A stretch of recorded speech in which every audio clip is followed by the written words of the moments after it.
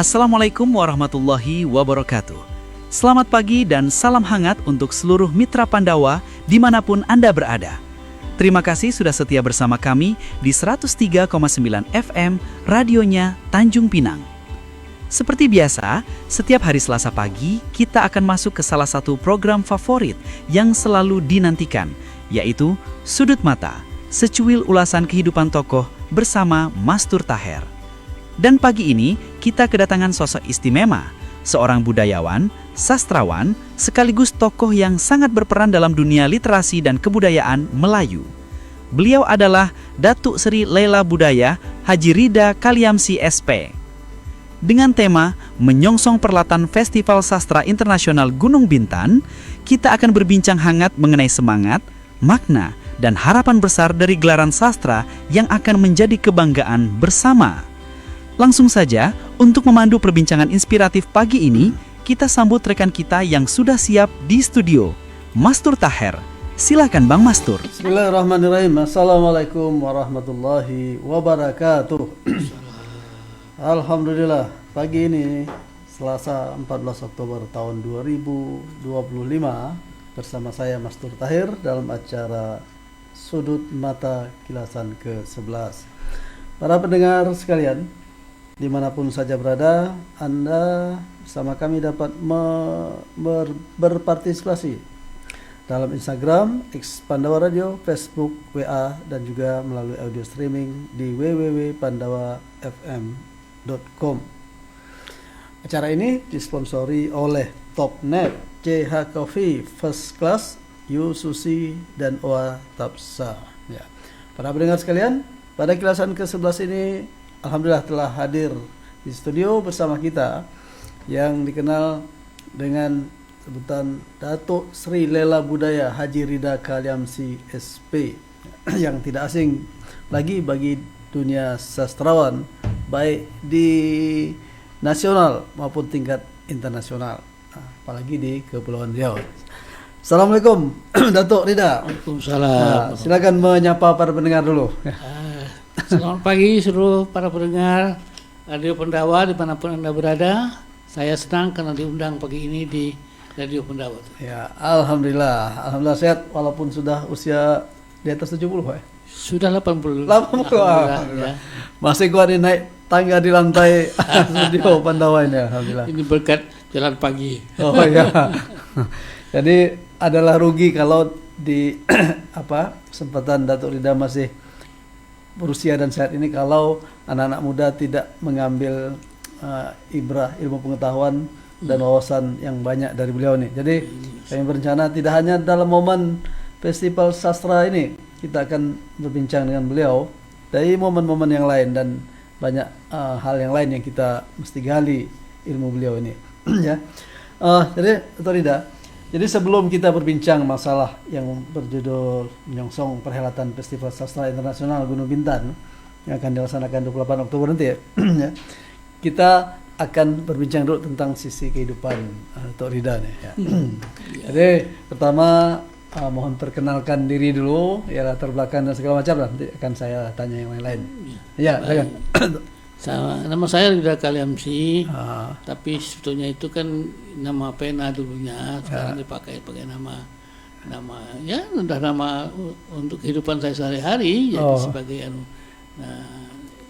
sebetulnya nama sebenarnya namanya dibalik kan Ismail Kadir kan. Ismail Kadir, jadi Rida Kaliamsi. Ya dulu jadi guru dengan nama Ismail Kadir, tapi kemudian setelah menjadi wartawan, menjadi seniman lain kan dulu punya kebiasaan kita seniman kan punya nama pena kan. Nama pena saya itu Rida Kaliamsi. Kepingin aneh aja kan. Karena nama seperti itu kan tak ada orang lain di dunia, hanya saya sendiri kan. Jadi gampang ingatnya kan. Gitu. Yang seperti itu kan. Jadi alhamdulillah merubah nama tuh membawa berkah ini ya, sukses dalam berbagai segala sesuatu dari Tuhan pasti ada berkahnya lah. Ya berkahnya itu ya. Ya terus silakan. Ya saya lebih dikenal sebagai seorang seniman, sebagai seorang penyair, sebagai seorang budayawan, dan saya mencoba membuat sesuatu di tempat kelahiran. Saya lahir di Bakung, di Dabo Singkep, di Kabupaten Lingga. Singkep Barat sekarang kecamatannya. Sekarang Singkep Barat ya. Singkep ya. Saya lahir dibesarkan sampai tamat SD, kemudian pergi ke Tanjung belajar sekolah di sini sampai tamat sekolah guru di Tanjung Pinang. Oh ya. Sampai tamat sekolah guru, kemudian ya menjadi wartawan, pertama menjadi wartawan majalah Tempo. Sama Suara Karya dulu, Tempo dulu, majalah Tempo kurang 8 tahun. Dan pindah ke Harian Suara Karya, dan kemudian saya membuat surat kabar sendiri di Pekanbaru. Namanya? Harian Genta pertama. Harian Genta. Mingguan Genta pertama. Mingguan Genta. Oh iya, saya teringat tuh. Ya, itu Mingguan Genta. Kemudian saya pindah ke Harian Riau Pos. Sana, kemudian Harian Riau Pos bergabung dengan kelompok Jawa Pos dan terus berkembang, dan sampai tahun 2015 saya mundur dari sana, keluar, dan saya mengurus perusahaan sendiri di sini, mengurus Tanjung Pinang Pos, mengurus Tanjung Pinang TV, dan lain, dan di balik kampung lah. Balik kampung, dan berjanji sama yang mengajak saya pulang ini Pak almarhum Pak Sani. Dia pergi kan baru lihat saya impian dia Pos, awak niis kata dia. Kampung awak tak bangun, kampung orang awak bangun. Saya dengan dia tuh sangat dekat sekali, dia manggil saya my friend, my best friend, saya manggil. Masih panggilannya Ismail ya, jadi Is saja, bukan Rida ya? Enggak, dia waktu itu masih tetap Rida lah, karena dia akhirnya Rida. Itu saya bilang, oke lah, saya balik ke Pinang, saya dirikan Tanjung Pinang TV, saya dirikan Tanjung Pinang Pos. Janji saya kepada dia, nah saya uruslah itu sampai sekarang ini. Ya, jadi saya teringat dua hal. Pertama tentang nama yang dibalik Ismail Kadir menjadi Rida Kalyamsi. Ada juga seorang teman kita, tokoh sastrawan almarhum, nama Junewal Mukhtar. Jadi nama penanya Lawen itu. Lawen ya, jadi, dan tambah lagi Lawen Batu Api ya, karena suka membuat emosi orang dengannya. Tapi insya Allah husnul khatimah. Kemudian yang kedua, saya teringat Harian Genta, mingguan ya. Saya teringat karena waktu itu saya di SMA menjadi koordinator majalah dinding. Jadi kan tampilan puisi, dan kami sangat bangga pada saat puisi-puisi kawan-kawan itu kita kirim ke Harian Genta, keluar gitu. Itu di SMA tahun 86, tamat 85 ya. Jadi ternyata ya yang mengelolanya Pak Rida ya, kita tak tahu. Ya waktu itu kita berkenalan dengan ini Pak Yasin, Muhammad Yasin. Mustafa Yasin juga wartawan ya. Yang punya Genta sebetulnya masyarakat sejarawan Indonesia Riau, yang pimpin Pak Profesor Suwadi MS, staf saya yang mengelola secara redaksionalnya di situ. Saya sama almarhum Hasan Yunus, Pak Runas M. Jabar, Taufik Kam Jamil, dan beberapa teman lain di Pekanbaru.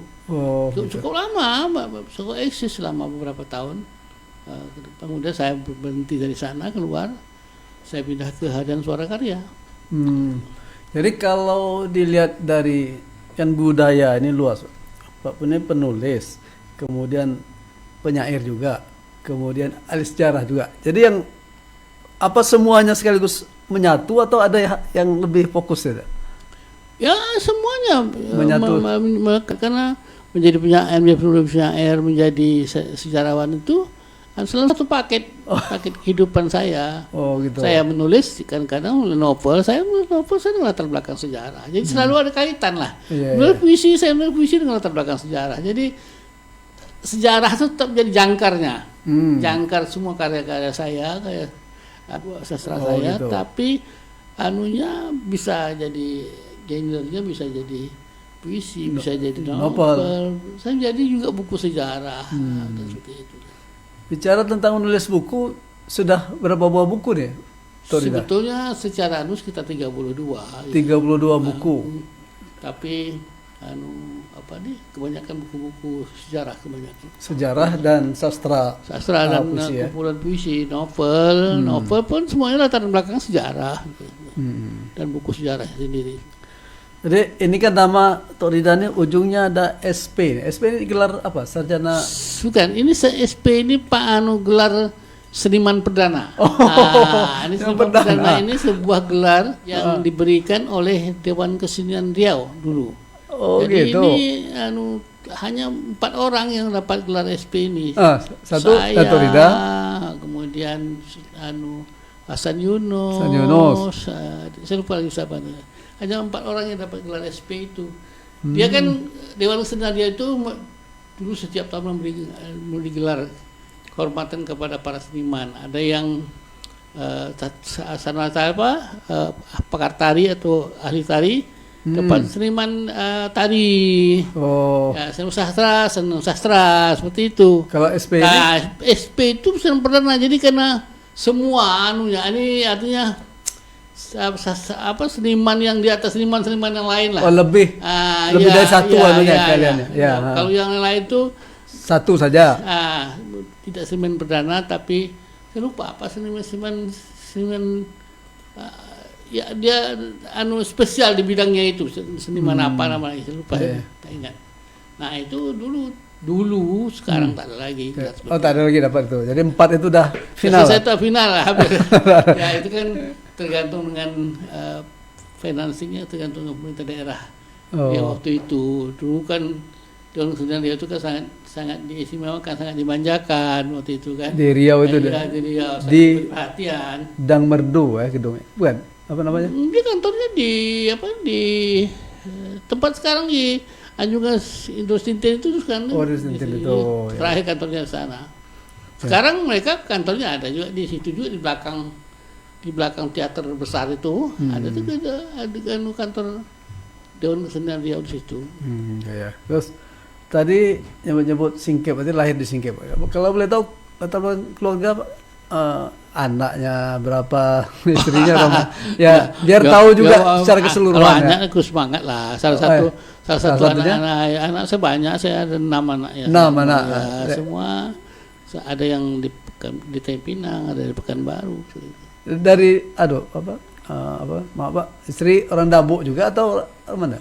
Orang Taipinang. Orang Tanjung Pinang ya, memang Tanjung Pinang Kesultanan Jawa lah ininya ya. Tidak ada hubungan kesultanan sebetulnya. Tak ada hubungan keturunan. Sekolah di sini dulu, jatuh cinta di sini lah, nikah di sini. Gini juga saya mau Pak, untuk orang bisa berteori mengatakan bahwa sebetulnya bakat seni dan segala macam bakat itu ada darahnya. Kalau boleh tahu darah dari mana? Datuk atau dari? Ayah saya, mak saya bukan orang seniman. Ayah saya seorang dai, seorang pendakwah, seorang imam, seorang apa ya, tokoh agama lah. Oh, tokoh agama. Ibu saya malahan tidak sama sekali, dia perempuan biasa. Oh ya. Saya dipengaruhi oleh membaca dari kecil walaupun cuma SPG, tapi pengaruh membaca luar biasa. Saya sudah terlibat kehidupan kesenian sebagai penyair ini. Begitu saya menjadi sekolah guru di sini, kami kan ada bertiga itu. Saya, Mustafa Yasin, kemudian Pak Abbas Mahmud. Kami bertiga itu dulu menyamakan diri kami ini di Taipinang. Tiga menguak takdir sebelumnya Hairil, Asrul Sani sama Ibai Abed. Itulah masa-masa muda, itu kan biasa gitu. Itu kan Mustafa Yasin dari Dabuk juga. Ya. Terus Dabuk ya. Semua orang Dabuk. Gengnya Singkep, geng Lingga. Itu ya. Berarti dari Tanah Lingga ini banyak darah-darah penyair. Ya. Saya kira iya. Sampai saat ini ya. Dan itu kan menurut pengalaman hidup saya itu, dunia Melayu ini mengapa bisa tumbuh kehidupan literasi yang bagus? Karena pertama dia punya bahasa. Oh iya. Nah, tak semua bangsa punya bahasa. Bahasa ini menjadi sesuatu yang berbeda. Ya, kan. Hebat-hebat Amerika kan bahasanya bahasa Inggris, bukan bahasanya Amerika kan. Ya. Ada bahasa. Yang kemudian dua ada aksara.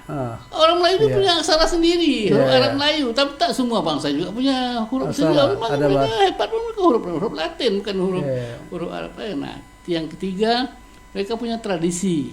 Tradisi berkesenian ini kan yang menghidupkan, namanya pantun. Pantun tak lahir begitu saja. Pantun itu lahir karena ada tradisi berpantun, bersair, bergurindam. Itu hidup dalam kehidupan masyarakat. Jadi ada orang menciptakan, ada orang berkarya, ada dipakai hasil karya itu. Mereka membuat mereka bersemangat untuk mencipta. Seperti itu. Yang keempat, Apa yang penting itu politik kebudayaan, politik kesenian, politik literasi. Dulu kan semua sultan itu kan ada pujangga istananya, penulis istananya, dan penulis istana itu tulis buku sejarah silsilah kerajaan ini supaya anak cucu kita tahu deh. Jadi tradisi itu hidup. Ada tradisi membaca syair, tradisi membaca kitab-kitab agama di kerajaan itu. Nah, politik kebudayaan seperti itu menyebabkan tumbuh. Kenapa yang kalau seperti itu? Baik, itu nanti kita dalam sesi yang lain kita akan perdalam ini ya. Ini sekarang kita masuk ke tema kita pada hari ini ya. Ya, ini menyongsong perhelatan Festival Sastra Internasional Gunung Bintan. Nah, ini temanya.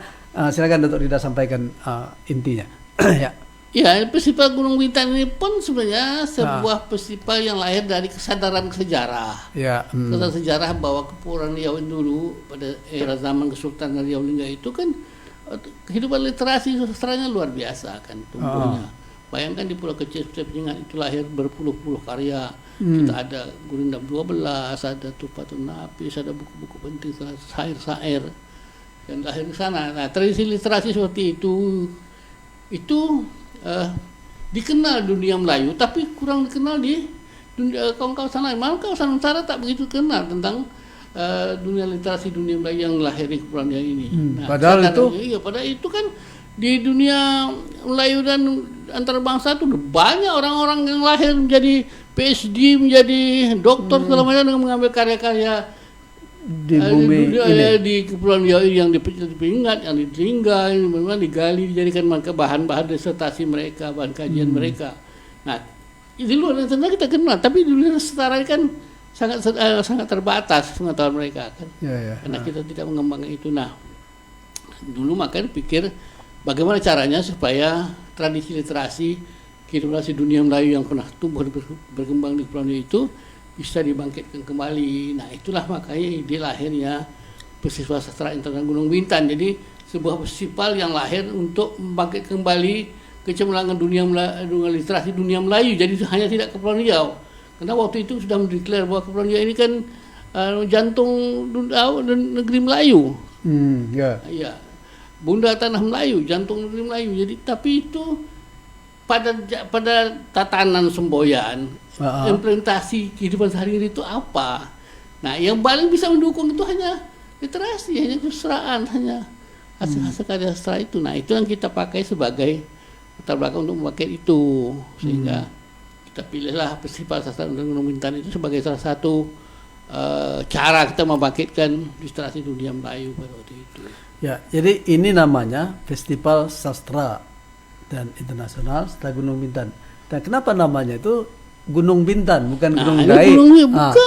Gunung Bintan ini karena gunung ini pertama Bintan punya tradisi kerajaan tertua yang ada. Kerajaan tertua di Gunung Bintan itu gunung yang sejak awal-awal dikenal di dunia internasional sebagai petunjuk arah. Kalau orang mau ke Jawa, mau ke mana-mana dari Cina, dari Parsi, dari mana-mana, itu kan lihat Gunung Bintan dulu. Lihat betul. Gunung Bintan itu, nah terus ke selatan sampai dia ke Jawa. Nah, sama juga seperti Gunung Dai, tetapi Gunung Bintan itu dalam tradisi literasi kehidupan sastra terlebih tua daripada tempat yang lain. Daripada Gunung Dai. Jadi kita pakai itu bukan Bintan itu bukan Bintan dalam konteks pemerintahan, bukan. Bintan dalam konteks sejarah dan peran dia dalam dunia internasional, dunia maritim dan pelayaran. Kan Bintan sudah dicatat Marco Polo di dalam buku pengembaraan dia. Dan pernah kerajaan tertua dulu ada di Bintan. Ya, itu tahun 1160 udah ada di Bintan. 1160. Ya.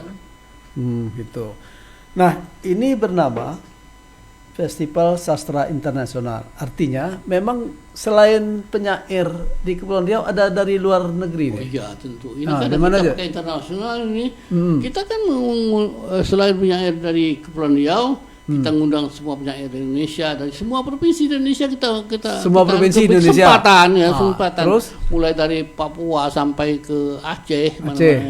Kemudian dari Singapura, dari Malaysia, dari Thailand, dari Brunei kita undang kita.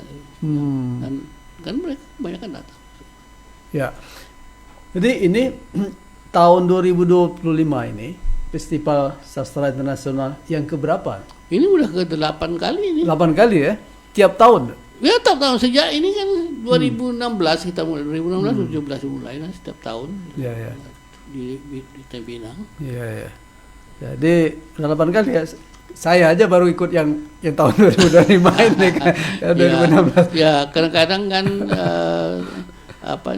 keterlibat teman-teman Kepri itu kan tergantung. Kan memang dulu memang agak ketat seleksinya karena kita kan selain mengenai itu mereka harus punya buku puisi. Oh iya, punya buku ya. Punya buku karena sehebat-hebat penyair kalau belum punya buku puisi itu belum hebat sebetulnya dia. Iya gitu ya. Dirangsang untuk punya buku karena buku ini menandai stepping jejak ke penyairannya. Orang kan mempelajari jalan kita kan bisa melihat buku-buku bagaimana lompatan pemikiran kita tentang kepenyairan. Oh, itu ya. Nah, ketat. Mungkin pada waktu dia itu Pak Mastur itu belum lagi sibuk jadi wakil bupati, sibuk jadi politisi. Udah lupa dengan sastraan. Walaupun sudah sering baca puisi juga, cuma untuk mempunyai sebuah buku itu memang perlu waktu khusus untuk menulis ya. Kemudian jadi sebetulnya ya ini kan festival sastra yang membedakannya dengan festival sastra kata-kata di tempat lain itu apa khasnya ini? Ya pertama ini agendanya kegiatan pilihan kegiatannya itu agendanya. Kita punya misalnya tradisi. Tak semua tempat mempersyaratkan dulu ya. Seperti tahun ini sih enggak. Tahun sebelum itu peserta yang ikut tuh harus punya buku puisi. Itu membedakan. Jadi penyair benaran lah yang dia ikut. Oh, gitu. Kemudian acara-acaranya kita ada baca puisi bersama, ada peluncuran buku bersama. Dan itu tak ada di tempat lain, hanya ada di acara persaudaraan. Semua penyair datang karena bukunya diluncur bersama. Ada tradisi meluncurkan 100 buku bersama. Walaupun buku cuma 50, kamu bilang 100 juga, itu simbolik. Ya. Dan 100 kadang-kadang seperti itu. Nah, itu menjadi kemudian cara meluncurkan aneh gitu.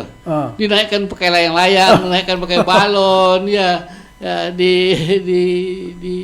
selain diluncurkan di Penyengat, di tempat-tempat itu. Nah, kemudian acara-acara lain ya ada sejarah budaya, jadi kawinkan ke sejarah. Mereka dibawa ke Penyengat, mereka dibawa ke Kota Lama, makam-makam penting, sejarahnya mereka tentang sejarah seperti itu.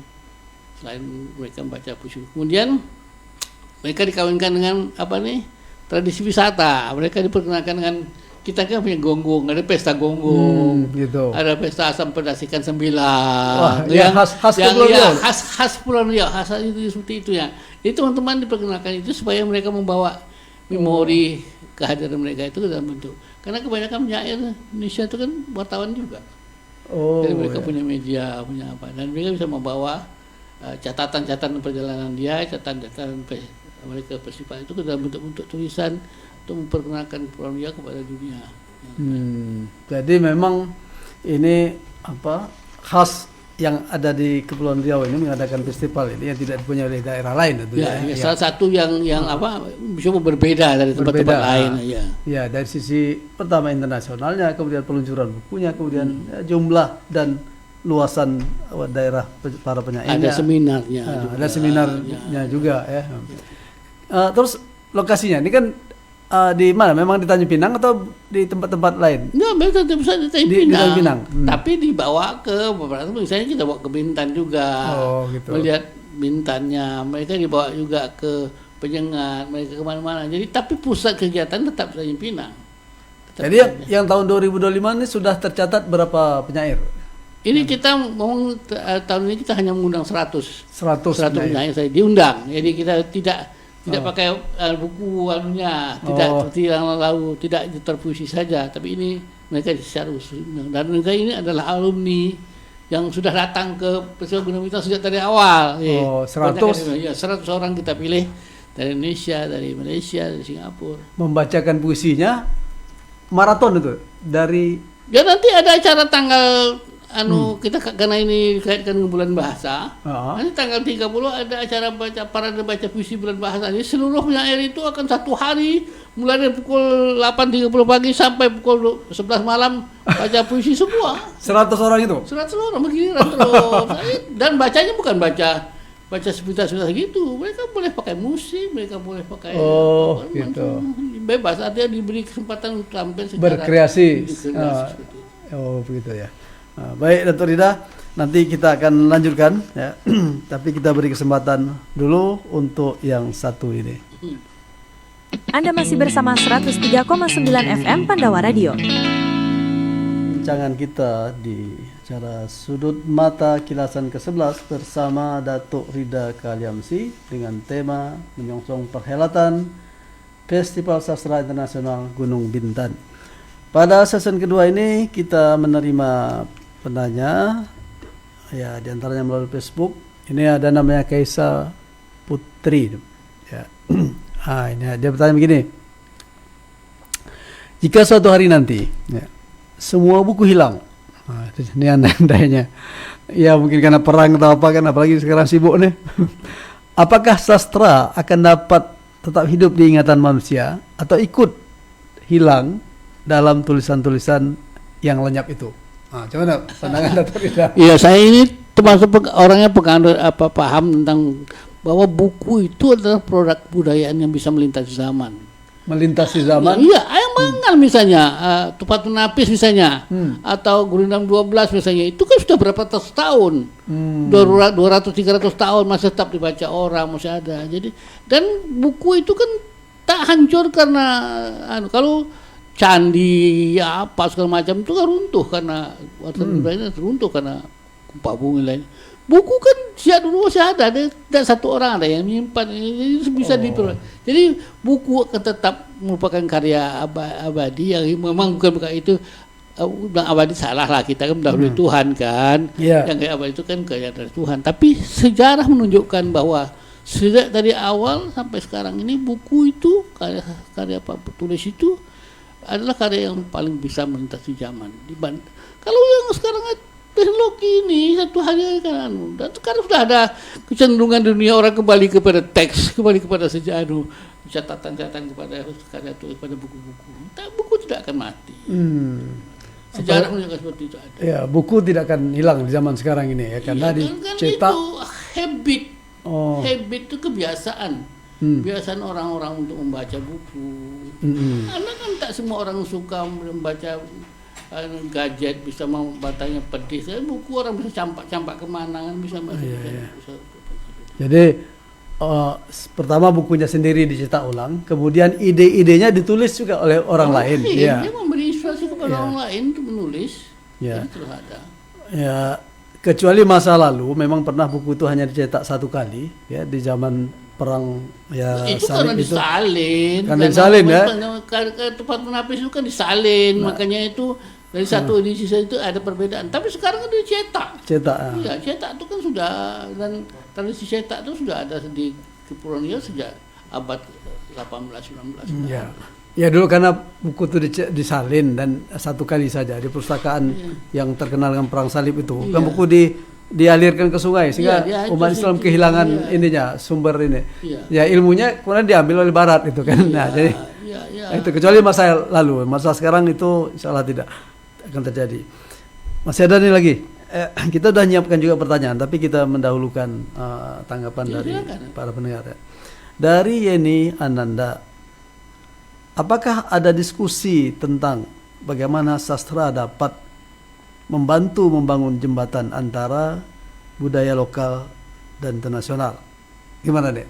Saya kira sastra itu termasuk produk kesenian. Produk kesenian itu ada kesenian yang paling bisa melekat hubungan antar bangsa.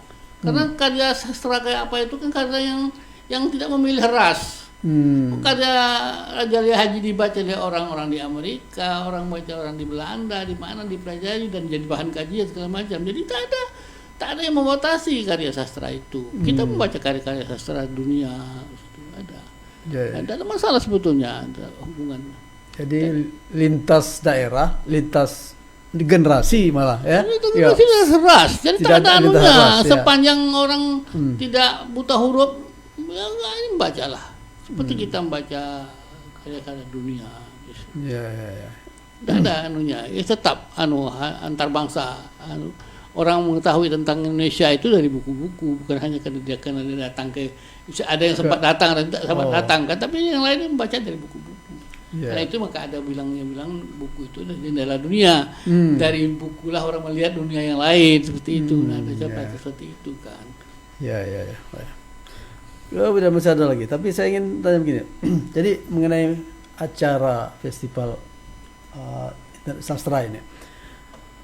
Seberapa besar pengaruhnya terhadap kalau pariwisata tadi sudah jelaskan terhadap ekonomi daerah ini, Pak?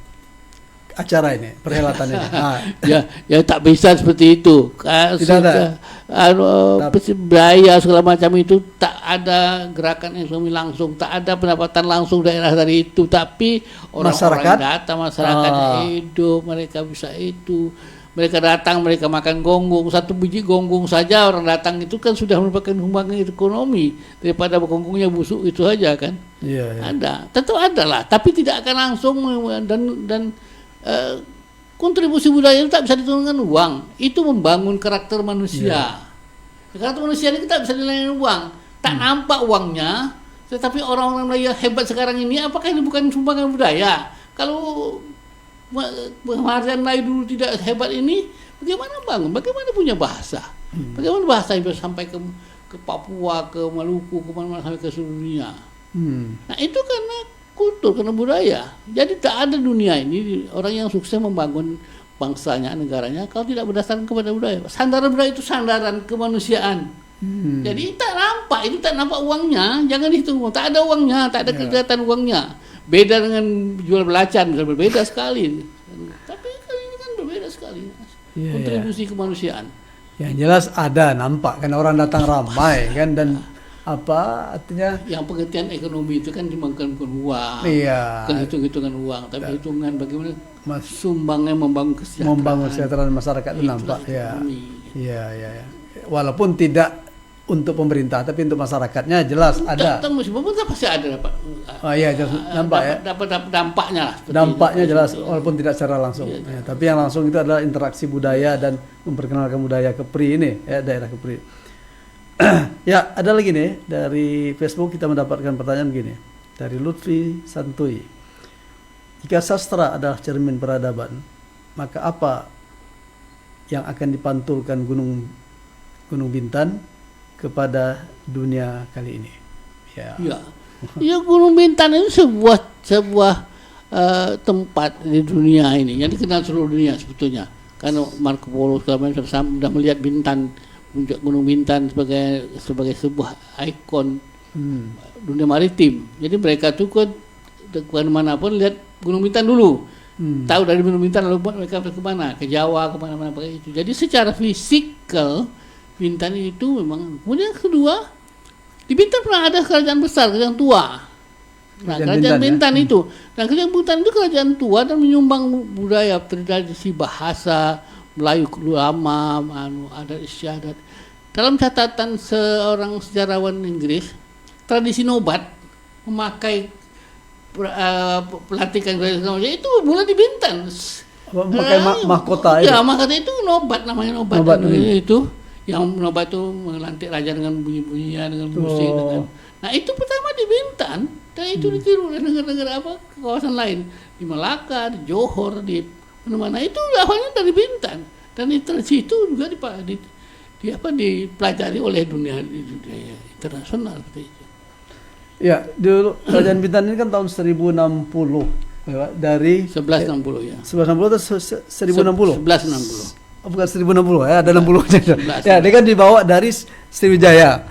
Nah, jadi waktu di Bintan lah tradisi nobat itu ada. Di Sriwijaya waktu itu belum ada. Enggak, ini kan tradisi nobat, ini kan tradisi dari Siam, dari Parsi, dari itu. Alat musik itu kan musik Parsi. Parsi tradisi itu. Jadi ada hubungan antara Bintan dengan Parsi, dengan Siam. Itu sudah ada sejak dulu.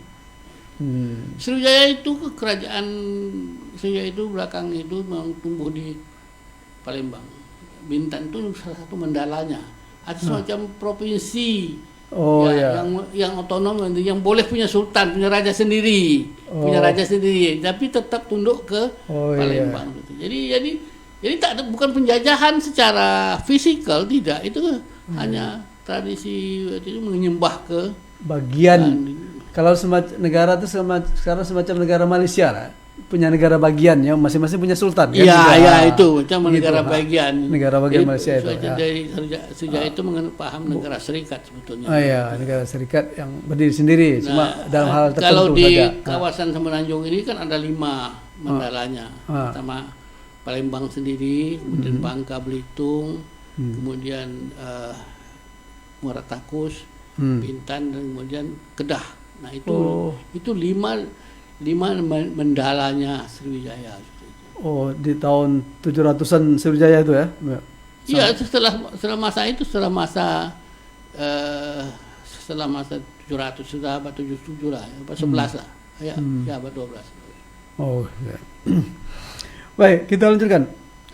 Dari etnis Laudia, apa tantangan utamanya dalam menyelenggarakan festival sastra internasional seperti di Gunung Bintan itu? Ada tantangannya, Pak? Oh iya, semua kerja kan ada tantangan. Ya, apa itu? Tantangan yang besar adalah menyiapkan agenda acara. Kan ini tiap tahun. Dan bagaimana cara agarnya teman-teman yang datang itu tidak merasa mengulangi hal-hal yang sama. Kalau dia pendatang pun dia mendapatkan hal-hal yang baru. Iya, hal-hal yang baru. Misalnya tahun ini kita punya tema menampilkan warisan karya para penulis Kepulauan Riau. Mulai dari zaman Bilal Abu itu 1820 sampai ke sekarang. Kita mendaftarkan ada lebih dari 100 sampai 200 orang. Tema yang tahun ini? Iya, tahun ini. Tahun-tahun ini adalah para penulis Kepulauan Riau dan warisannya untuk dunia Melayu. Seperti itu Patun Napi, seperti syair Gurindam 12, seperti syair Aisyah Sulaiman, Seligi, Tajam Bertimbal, dan lain seperti itu. Dan itu kan karya-karya itu kan punya pengaruh di kawasan ini, dunia Melayu ini. Mereka mempelajari, mereka ambil hikmahnya, mereka ambil model, ambil tradisinya, ambil jejak sejarahnya untuk mereka membangun karya-karya yang baru. Ya, jadi tantangannya itu membuat sesuatu yang baru setiap tahun. Mengarrange acara yang seperti itu, bagaimana cara supaya selalu ada yang baru, sesuatu ada yang berguna bagi teman-teman. Karena peserta itu ada yang sampai sejak dari awal hadir terus datang. Pokoknya tiap tahun dia datang terus datang. Jadi bukan hanya sekali datang. 8 kali dia datang terus-menerus. Ini yang ke-8. Dan ragu dia bagaimana caranya agar mereka setelah pulang dari pemerintah menghadirkan karya-karya yang baru. Karena itu mereka selalu didorong untuk menulis buku. Tahun depan datang dia punya buku baru. Nah, dalam tradisi bertemu mereka saling bertukar-tukar buku, teman yang nulis buku, hal-hal bertukar pikiran tentang perkembangan sastra yang baru seperti itu. Karena itu dalam acara itu juga ada seminar-seminar. Seminar itu untuk brainstorming pemikiran tentang kesusastraan. Kalau dari sisi penganggaran, apakah ada masalah, Pak? Enggak lah. Ini kan sudah sebuah anggaran yang disediakan pemerintah melalui Dinas Kebudayaan. Ya, memang pemerintah harus menjadi tulang punggung untuk masalah ini karena kan ini mau ada hubungan dengan pemerintah daerah itu urusan yang penting ini jalan dengan kreasi para budayawan yang didorong oleh kita ini kan pelaksanaan lapangan, kita yang menemukan ide-idenya, tapi sumber keuangannya, pembiayaannya itu dari pemerintah daerah. Itu. Saya teringat ini, Pak. Jadi kita ini kan banyak penyair-penyair besar gitu. Apakah hampir semua penyair besar sejak pertama sampai terakhir pernah hadir di sini? Penyair besar Indonesia itu kan siapa sih misalnya? Beberapa saja lah yang pernah muncul. Yang paling misalnya Ustadz Kalzubahri, Sutarji, Idrus Tintin, ada. Yang masih ada? Banyak misalnya yang dari Lampung, SBD Setiawan, dari kita misalnya dari Sumatera Barat banyak. Ada orang yang Sumatera profesor itu kan penyair juga tuh, Profesor WS itu. Jadi semuanya pernah datang, semua datang. Penyair besar di Jakarta itu banyak datang semua. Ya cuma mungkin ada yang misalnya kan Indonesia kan yang namanya wisata itu kan tak banyak dan tak semua juga datang ya. Memang kadang-kadang yang dah besar betul kan kadang-kadang. Ya itu besar karena berada di ibu kota, ya kan, karena selalu dipromosikan. Karena sebetulnya besarnya harus di sini. Pentasnya tak di Kepri, pentasnya mungkin di Eropa di mana-mana. Iya. Tapi tiap tahun datang. Selain dari negeri serumpun, kan internasional, ada dari mana? Dari luar negeri yang seperti tidak. Kita memang menyiapkan ini untuk serumpun aja. Serumpun dunia Melayu. Maka itu kita yang undang tuh dari Malaysia, Singapura, Brunei, Thailand, dari Myanmar ada. Myanmar itu banyak juga orang-orang. Ya, karena sejarahnya dulu kan ada kerajaan Champa di sana. Ya. Pernah datang juga. Dari Myanmar, dari Thailand Selatan, dari Brunei, dari selain di kawasan lain, Singapura dan Malaysia. Ya. Baik para pendengar sekalian, ya. Kita akan lanjutkan pada season berikutnya, tapi kita akan mempersilakan untuk lewat yang satu ini.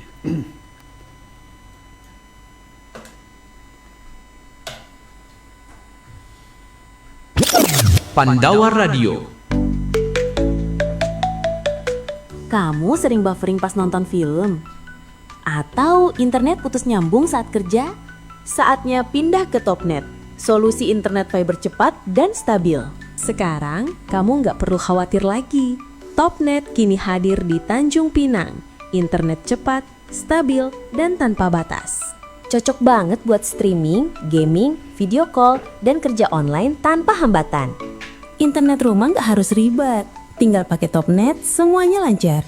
Atau kunjungi website kami di www.top.net.id. Nunggu apa lagi? Daftar sekarang juga di 021 5084 7773. Topnet, internet cepat tanpa batas. Assalamualaikum, Bang Mat. Oh, Bang Mat. Waalaikumsalam. Kenapa pulang kau, Din? Macam orang dikejar hantu ku tengok. Bang Mat, saya ni diminta tolong sama si Awang. Malam tadi rumah dia tu masuk perampok. Jadi dia bilang Bang Mat tahu kat mana rumah orang pandai. Hai, orang pandai apa pula, Din? Orang pandai lah yang maksudnya bisa nengok-nengok apa benda yang hilang di rumah si Awang tu. Zaman macam gini, Din, engkau masih percaya dengan benda-benda seperti itu, Din? Sekarang orang sudah pakai CCTV. Apa benda pula bang CCTV tu? CCTV itu semacam kamera yang bisa merekam peristiwa yang telah terjadi. Ingin rumah, kantor, serta tempat usaha Anda menggunakan CCTV? Atau Anda ingin mendesain web, pemrograman, serta memasang instalasi internet? Segera hubungi kami, CV Afiko Multimedia, Jalan Abadi Kilometer 8 atas Tanjung Pinang, telepon 0771 444 3216. Kami siap membantu Anda. Afiko Multimedia, the best IT solution. Acara ini disponsori oleh Topnet, Afiko Multimedia, Otafsa, JH Coffee First Class, dan Ususi. 103,9 FM Pandawa Radio, radionya Tanjung Pinang. Para pendengar sekalian, mitra Pandawa dimanapun saja berada, Anda masih bersama kami dalam acara Sudut Mata, sekilas ulasan kehidupan tokoh bersama Mas Tur Tahir. Pada season terakhir di kilasan 11 ini, kita akan minta semacam tuah wejangan dari Datuk Rida Kaliamsi sebagai tamu kita pada hari ini. Apa kira-kira Pak Tok Rida, pesan yang ingin disampaikan ya baik itu pada pemerintah, anak muda dan para sastrawan? Silakan. Ya, menurut saya salah satu tujuan utama dari Festival Gunung Tani itu adalah membangun kesadaran sejarah. Kesadaran sejarah. Sejarah tentang kebesaran jejak sejarah Kerajaan Riau Lingga, sejak awal sampai sekarang itu, bagaimana warisan sejarah itu kita pelihara, kita gali, kita pelihara, kita lahirkan karya-karya baru. Karena kita kan mestinya malu lah kita.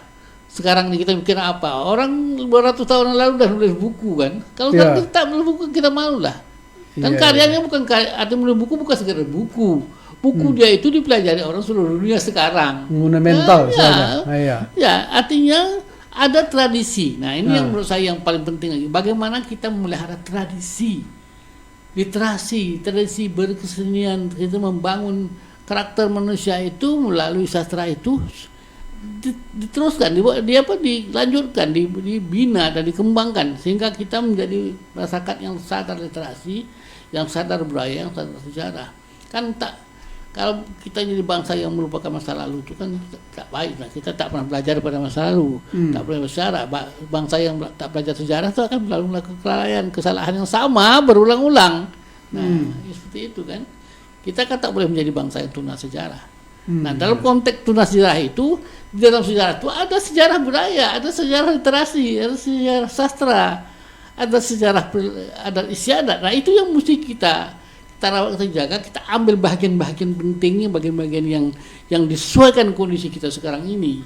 Kita kan tak bisa hidup tanpa memahami karakter wilayah kita, karakter bangsa kita, hasil-hasil warisan budaya yang ada. Kita melihat sisi-sisi kebaikan. Dan kalau kita tidak merawatnya, tidak menjaganya, kita akan melupakan jejak sejarah itu. Bangsa yang melupakan sejarah itu cepat atau lambat akan punah. Tak ada sandaran tempat belajar.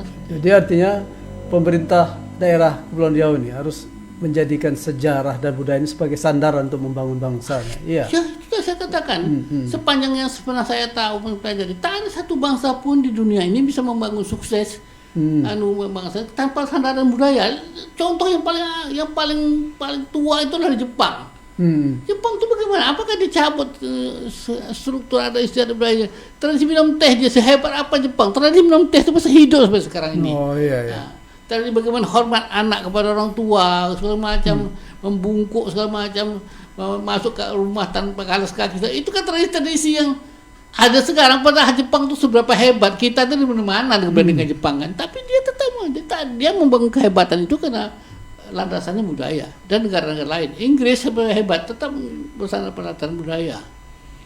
Kita lihat Amerika itu mungkin suatu bangsa itu negara yang dibangun dari orang-orang yang datang. Ada budaya Amerika itu yang ada kan budaya Indian. Mereka tak pakai budaya Indian kan seperti itu. Nah, kita boleh pakai sebagai acuan. Kita terlalu melihat Amerika sebagai itu heterogenitasnya, itu boleh dipelajari, tapi mereka tidak punya karakter sendiri dalam membangun bangsanya. Beda sama Skandinavia, beda dengan Denmark, beda dengan Turki, dengan Mesir. Semua orang-orang itu membangun landasan budayanya. Tidak akan menghilangkan budayanya. Turki kan kembali lagi kepada karakter bangsanya. Ya. Memang Datuk Jebulkan ada tradisi minum teh. Kita di Kepri nih, kalau saya baca salah satu buku Datuk Rida ini, idenya tuh muncul dari tradisi ngopi. Ya, jadi apa tradisi ngopi bagian dari budaya Melayu nih, Pak? Oh iya? Iya. Kopi orang Melayu, cuman ngopi di kedai kopi mungkin itu tidak dari budaya Melayu, itu bisa dari Cina, dari Malaysia, orang-orang Cina punya kedai kopi. Kita kan tidak kopi, tapi kita kan punya. Ada tahu misalnya nasi dagang. Oh iya, nasi dagang. Itu kan tradisi kedai kopi. Oh, iya, mereka menciptakan makanan khusus untuk dagang itu, bukan jual, dagang itu orang yang datang dari tempat lain. Orang yang berdagang. Datang. Orang bisa berdagang, bisa ulama, bisa siapa, perantau segala macam. Itu yang orang dagang. Diciptakan nasinya untuk mereka dalam bentuk seperti itu. Kan di rumah tak ada seperti itu. Nah, itu kan luar biasa kreativitas orang Melayu pada zaman dulu. Bisa menemukan sesuatu dan bungkusnya bukan sembarangan.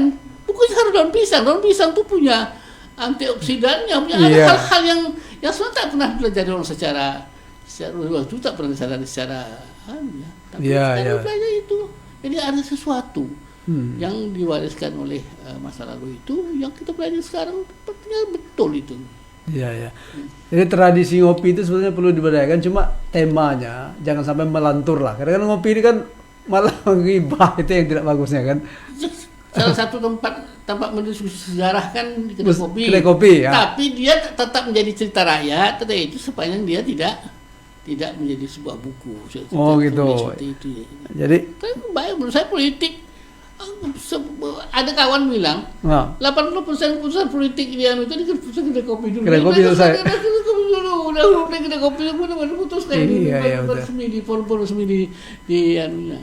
Itu politik pemerintah ke dewan ke semua itu. Kedai kopi penyelesaian ya. Iya. Itu tempat bertemu. Tempat bertemu yang murah meriah. Tapi kalau di kota-kota lain kan tidak ada kedai kopi, Pak. Yang ada kan kafe-kafe yang itu mahal sehingga tidak untuk masyarakat umum tuh. Ya, malah saya tak pernah bilang begitu, saya tak menemukan referensi katakan.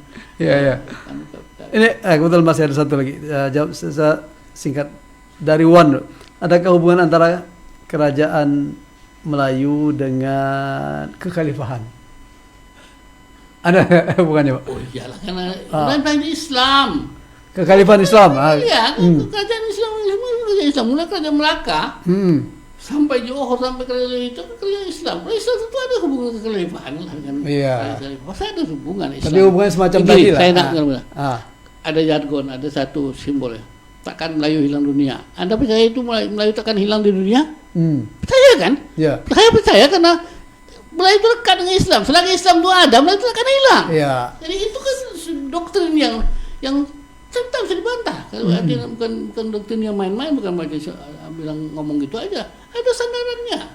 Iya. Jadi sepanjang Islam itu masih ada, Melayu kan tetap ada, tetap tegak.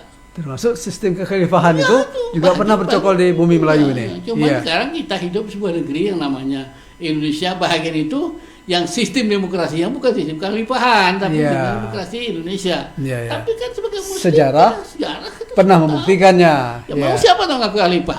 Ada orang yang tak mau mengaku khalifah memangnya. Itu kan sejarah. Iya. Oke.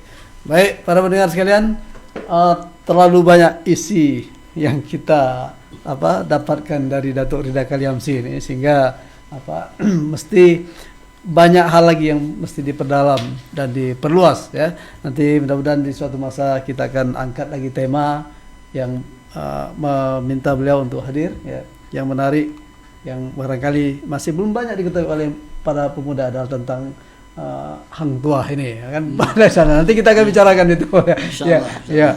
Demikian tadi para pendengar sekalian, dari Datuk Rida kami ucapkan terima kasih ya.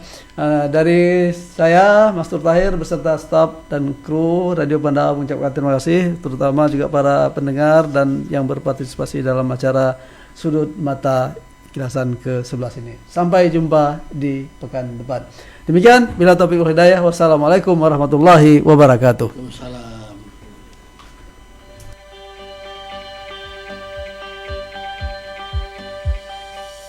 Alhamdulillah, perbincangan yang sangat hangat, penuh makna dan tentunya menginspirasi kita semua.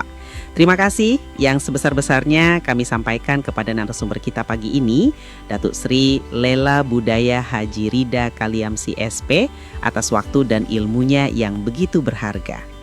Semoga semangat menyongsong Festival Sastra Internasional Gunung Bintan menjadi pemantik bagi kita semua untuk terus mencintai dan melestarikan sastra serta budaya Melayu. Dan tentu terima kasih juga untuk seluruh mitra Pandawa yang telah setia mendengarkan program Sudut Mata. Jangan lupa terus ikuti program Sudut Mata setiap hari Selasa pagi hanya di 103,9 FM radionya Tanjung Pinang. Saya dan sahabat saya Mas Tur Tahir pamit undur diri. Mohon maaf jika ada tutur kata yang kurang berkenan. Wassalamualaikum warahmatullahi wabarakatuh.